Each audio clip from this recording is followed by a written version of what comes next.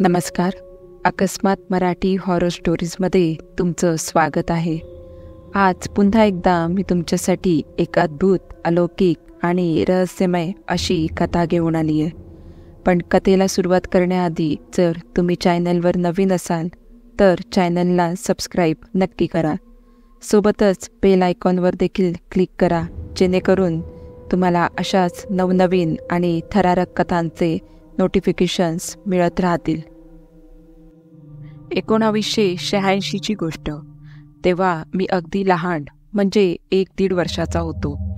त्यामुळे ते सर्व मला नीटसं आठवत नाही.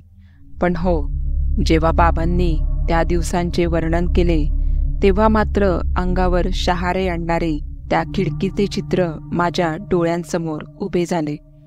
बाबांची नागपूरहून बुलढाण्याला बदली झाली होती. एकही शासकीय घर रिकामे नसल्यामुळे भाड्याच्या घरात राहण्याशिवाय आम्हाला दुसरा पर्यायच नव्हता. पण भाड्याचे घर शोधण्यासाठी बाबांना जास्त पायपीट करावी लागली नाही, कारण ऑफिसच्या एका सद्गृहस्थाच्या ओळखीने चैत्रवाडीमध्ये आर पटेल यांच्या घरच्या 3 खोल्या आम्हाला अगदी कमी किमतीत भाड्याने राहायला मिळाल्या. त्या 3 खोल्या म्हणजे वरांडा, मधली खोली आणि किचन, जिथे खाली जमिनीवर बसून स्वयंपाक करावा लागे. 1 वर्षाचा मी, माझ्याहून 3 वर्ष मोठा भाऊ आणि आई बाबा अशा माझ्या छोट्या कुटुंबासाठी त्या 3 लहान खोल्या पुरेशा होत्या. कारण त्या काळी बाबांचा पगार अगदी जेमतेम असल्याने जीवनावश्यक वस्तू सोडल्या तर आमचं फारसं असं काही सामान नव्हतं. जूनचा महिना होता आणि पावसालाही सुरुवात झालेली होती. अशाच एका शनिवारी भर पावसात आम्ही सकाळी सर्व सामान घेऊन नागपूरहून बुलढाण्याला निघालो. किमान 350 ते 400 किलोमीटरचा प्रवास करत दुपारी 4 वाजता बुलढाण्याला त्या घरी पोहोचलो. संध्याकाळी 7 वाजेपर्यंत सर्व सामान व्यवस्थित लावून साफसूफ करून झाले. रात्री 8 वाजता आम्ही सोबत आणलेली शिदोरी फस्त केली व 9 वाजेपर्यंत आम्ही सर्व मधल्या खोलीत जमिनीवर अंथरूण टाकून झोपी गेलो. दमलेलो असल्याने आम्हाला कधी गाढ झोप लागली ते कळलेच नाही. त्या काळी फार क्वचितच घरी TV असल्याने पूर्ण बुलढाणा 9 वाजेपर्यंत चिडीचूप झालेला होता. बाहेर रिमझिम पाऊस सुरू असल्याने रस्त्यावरही रहदारी नव्हती आणि चैत्रवाडीत रात्रीची शांतता पसरलेली होती. मधल्या खोलीत खिडकीच्या अगदी बरोबर वर भिंतीवर लावलेल्या घड्याळाची टिकटिक तेवढी सोडली तर घरातही भयान शांतता होती. पण अचानक कसल्या तरी मोठ्या आवाजाने आम्हा सर्वांची झोपमोड झाली. हा कशाचा आवाज आहे हे पाहण्यासाठी आई बाबा अंथरुणावरच उठून बसले. पाहतात तर ज्या रूममध्ये आम्ही सर्व झोपलेलो होतो त्याच रूमची ती अगदी जवळ आमच्या समोरच असलेली बंद लाकडी खिडकी जोरजोरात धडधडत होती. तिचा आवाज खूप मोठा व मनात धडकी भरवणारा असा होता, जणू कोणी बाहेरून मोठ्या काठीने जोरजोरात तिला ठोठावत असावं. तो विचित्र आवाज ऐकून मी आणि माझा भाऊ आम्ही दोघेही उठून बसलो व एकटक त्या खिडकीकडे पाहू लागलो. घड्याळीत ठीक 12 वाजलेले होते. खिडकी अशी का वाजत आहे हे जाणून घेण्यासाठी बाबा उठून उभे राहिले. पण तेवढ्यात खिडकीचं वाजणं थांबलं. बहुतेक बाहेरच्या झाडाची फांदी वाऱ्यामुळे खिडकीवर आदळत असावी किंवा खिडकीशी कुठल्या पक्ष्याचं घरटं असावं, असा विचार करून त्या खिडकीकडे दुर्लक्ष करत आम्ही पुन्हा झोपी गेलो. दुसऱ्या दिवशी रविवारी बाबांनी जेव्हा ती खिडकी उघडली व खिडकीतून बाहेर पाहिले तेव्हा त्यांचे अंदाज सपशेल खोटे ठरले. खिडकीतून कंपाऊंड वॉलच्या आत असलेला लाल गुलाबाच्या फुलांचा बगीचा दिसत होता. गुलाबांची झाडं उंचीला कमी होती व खिडकीपासून बरीच लांब होती, म्हणून त्यांच्या फांद्या खिडकीवर आदळण्याचा प्रश्नच नव्हता. पण हो, एक चिंचेचं झाड होतं, पण तेही खिडकीपासून बरंच लांब होतं. बाहेर बगीचात जाऊन पाहिले तर खिडकीच्या आसपास कुठल्याही पक्ष्याचे घरटे नव्हते व खिडकीला साधा सज्जाही नव्हता. म्हणजेच काय तर खिडकीचं वाजणं हे नैसर्गिक नसून मानवी असावं असा विचार करून बाबांनी रात्री नक्कीच कंपाऊंडच्या आत चोर येऊन गेले असावेत असा ग्रह करून घेतला व आज रात्री सतर्क झोपण्याचा निर्धार केला. पण रात्री ठीक 12 वाजता खिडकीचं हे लयबद्ध वाजणं आता रोज रात्रीचा खेळ झालेला होता आणि हा खेळ मानवी आहे की अमानवी हे ठरवण्यात माझे MSc बॉटनी झालेले बाबा स्वतःला अयशस्वी मानायला तयार नव्हते. उत्तर मिळत नाही तोपर्यंत आम्ही सर्वांनी खिडकीच्या वाजण्याकडे दुर्लक्ष करायचं ठरवलं. परंतु कोणी कितीही गाढ झोपेत असलं तरी रात्री ठीक 12 वाजता ती खिडकी आम्हा सर्वांना खडबडून जागे करायची. आता मात्र आम्हाला सवय झाली होती आणि असेच काही दिवस गेले. बाबा रोज सकाळी 10 वाजता दादाला घेऊन घरातून बाहेर पडायचे.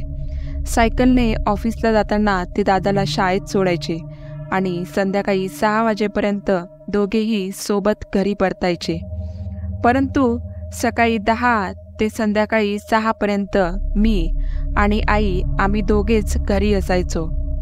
असेच एकदा बाबा आणि दादा घरी नसताना आई आपल्या रोजच्या कामात मग्न होती व मी घरात 3 चाकी सायकल चालवत होतो. दुपारच्या ठीक 12 वाजता घरमालकाच्या घरातल्या पेंडुलमच्या घड्याळीत 12चे ठोके सुरू झाले व इकडे या उघड्या खिडकीचे झडप अचानक जोरजोरात धडकायला लागले. तो आवाज ऐकून आई स्वयंपाकघरातून धावून आली व तिने मला सायकलवरून उचलून जवळ घेतलं. ती खिडकी आज पहिल्यांदा दिवसाही वाजत होती हे पाहून आई खूप घाबरली. मला छातीशी कवटाळत ती घाबरलेल्या नजरेने त्या उघडझाप होणाऱ्या खिडकीच्या झडपांकडे पाहत होती. 12चे ठोके संपताच ती खिडकीही शांत झाली, पण आमच्या मनातली भीती मात्र आणखी वाढली होती. 12चे ठोके आणि त्या खिडकीचा नेमका काय संबंध होता माहीत नाही, पण आता ती खिडकी रोज 2 वेळा वाजायची. एकदा दुपारी 12 वाजता आणि नंतर रात्री 12 वाजता. घरमालकाला जेव्हा कधी त्या खिडकीबद्दल विचारले तर म्हणायचा, अहो आम्ही या घरात 20 वर्षांपासून राहतो, पण आमच्यासोबत तर कधी असा प्रकार घडला नाही आणि तुम्ही एवढे शिकले सवरलेले लोक अशा गोष्टींवर विश्वास का ठेवता, असा तो उलट प्रश्न करायचा. आता जायचे तर कुठे जायचे? बिळण्यात ना कोणी नातेवाईक ना कोणी जवळचा मित्र. पगार कमी असल्याने इतर ठिकाणी भाडं देणंही परवडणार नव्हतं. मग कंटाळून बाबांनी आजोबांना पत्र लिहायचं ठरवलं. पत्रात त्यांनी सर्व हकीकत सांगितली, जेणेकरून पत्राच्या उत्तरात आजोबा आजी या भुताटकी प्रकारावर काही उपाय देतील. पण झालं सर्व उलटं आणि आजोबांना पत्र लिहिणं खूप महागात पडलं. ठीक 12 वाजता वाजणाऱ्या त्या खिडकीला पाहायला आमच्या घरी पाहुण्यांची रांग लागली. दर आठवड्यात कुणी ना कुणी नातेवाईक 3-4 दिवस राहून जात असे. धडधडणारी खिडकी पाहत असे व जाताना हे घर लवकरात लवकर सोडा म्हणून फुकटचा पण महागडा सल्ला देऊन जात असे. पाहुण्यांच्या आदरातिथ्यात बाबांचा महिन्याचा पगार स्वाहा व्हायला लागला होता. आमचे घर हॉन्टेड आहे ही बातमी बाबांच्या ऑफिसमध्येही पसरली होती. त्याच निमित्ताने एका इंजिनियरशी बाबांची चांगली घट्ट मैत्री झाली. ते दोघे पती पत्नी आमच्या घरी येऊ लागले. त्यांनीही तो थरार अनुभवला, पण त्यांचं शिक्षण आड आलं. बाबांप्रमाणे त्यांचाही असल्या अमानवी गोष्टींवर विश्वास नव्हता. प्रत्येक घटनेला वैज्ञानिक आधार असतो अशी शिक्षित व्यक्तीची वैचारिक पातळी असलेले त्यांना या खिडकीच्या आवाजातही काही विज्ञान लपलेले असेल असे वाटत होते. पण नेमकं कुठलं विज्ञान हे सिद्ध करणे कुणालाच जमले नाही. हा अमानवी प्रकार आहे हे मानायला बाबांचं मन धजत नसलं तरी आईला मात्र पूर्ण विश्वास होता की हा भुताटकी प्रकारच आहे. म्हणून ती देवाधर्माचं सर्व करायची. त्यामुळेच बहुतेक तो प्रकार आमच्या जीवावर काही बेतला नसावा. पण आता हळूहळू माझी व दादाची तब्येत खराब व्हायला लागली होती. आलटून पालटून आम्हा दोघांना ताप असायचा. पुढे मला निमोनिया झाला. काही दिवस मी हॉस्पिटलमध्ये ॲडमिट होतो. त्या दिवसांमध्ये बाबांच्या इंजिनियर मित्राने व व त्याच्या पत्नीने आम्हाला खूप मदत केली. मी बरा होऊन घरी परतलो त्या रात्री माझा दादा तापाने फणफणला. दादाला 102 ताप होता. औषध घेऊन तो झोपलेला होता, पण झोपेत सतत काहीतरी बडबडत होता. जास्त ताप असला की असं होतं असं सांगून बाबा आईला धीर देत होते. ते दादाजवळ अंथरुणावरच बसले होते आणि त्याच्या कपाळावरच्या थंड पाण्याच्या पट्ट्या थोड्या वेळाने बदलत होते. इतक्यात दादा अचानक खाडकन उठून बसला व भिंतीकडे बोट करून बाबांना विचारू लागला की तो अंथरुणाजवळ मान खाली घालून बसलेला काळा माणूस कोण आहे. दादाने विचारलेला हा प्रश्न ऐकताच आईबाबांचा थरकाप उडाला. दादाला नेमकं कोण दिसत आहे या विचाराने ते दोघेही खूप घाबरले होते. त्यांनी आधी एकमेकांकडे पाहिले, नंतर भिंतीकडे पाहिले. त्यांना तिथे कोणीच दिसत नव्हतं, पण दादाला तो मान खाली करून बसलेला काळाकुट्ट माणूस स्पष्ट दिसत होता. दादा पुन्हा पुन्हा बोट करून तो माणूस आईबाबांना दाखवायचा प्रयत्न करत होता, पण तिथे कुणीच नव्हतं. 102 तापात असे भास होत असावेत असा विचार करून आईबाबांनी याकडे दुर्लक्ष केलं. पण दादाने बोट करून दाखवलेला काळा माणूस हा त्याचा भासच होता की खरोखर या घरात कुण्या अतृप्त आत्म्याचा वावर आहे असा प्रश्न आईबाबांच्या मनात सतत गिरट्या घेत होता. आता बाबांनाही हे रोज खिडकीचं ठीक 12 वाजता वाजणं, मुलांचं रोज झोपेत दात खात बडबडणं व त्यांची खालावलेली तब्येत यास घरात असलेली नकारात्मक शक्तीच कारणीभूत असावी असे वाटायला लागले होते. पण याला दुजोरा देणारी घटना अजून घडायची बाकी होती. आता नातेवाईकांप्रमाणे ऑफिसच्या लोकांनीही त्या खिडकीचे दर्शन घ्यायला सुरुवात केली होती, परंतु घरमालकाने यावर कमालीचे मौन बाळगले होते, जे संशयास्पदही होते. असेच एकदा एका रविवारी संध्याकाळी बाबांच्या ऑफिसमधले एक गृहस्थ, जे चैत्रवाडीतच राहायचे, आपल्या चिमुकल्या बाळाला सोबत घेऊन फिरता फिरता आमच्या घरी आले. बहुतेक त्या खिडकीबद्दल असलेलं कुतूहल त्यांना इथवर घेऊन आलं असावं. त्यांनी बाहेर बगीचातच बाबांसोबत तासभर इकडच्या तिकडच्या गप्पा केल्या व शेवटी आपल्या मूळ मुद्द्यावर आले. हीच का ती खिडकी विचारत त्या गृहस्थाने आपल्या बाळाला त्या खिडकीत उभं केलं. त्या बाळाने खिडकीच्या लोखंडी सळ्या दोन्ही हातांनी घट्ट पकडल्या आणि अचानक काय झालं कुणास ठाऊ, ते बाळ जोरात किंचाळलं आणि बेशुद्ध झालं. काही केल्या बाळाला शुद्ध येत नव्हती, म्हणून सर्वांनी दवाखान्यात धाव घेतली.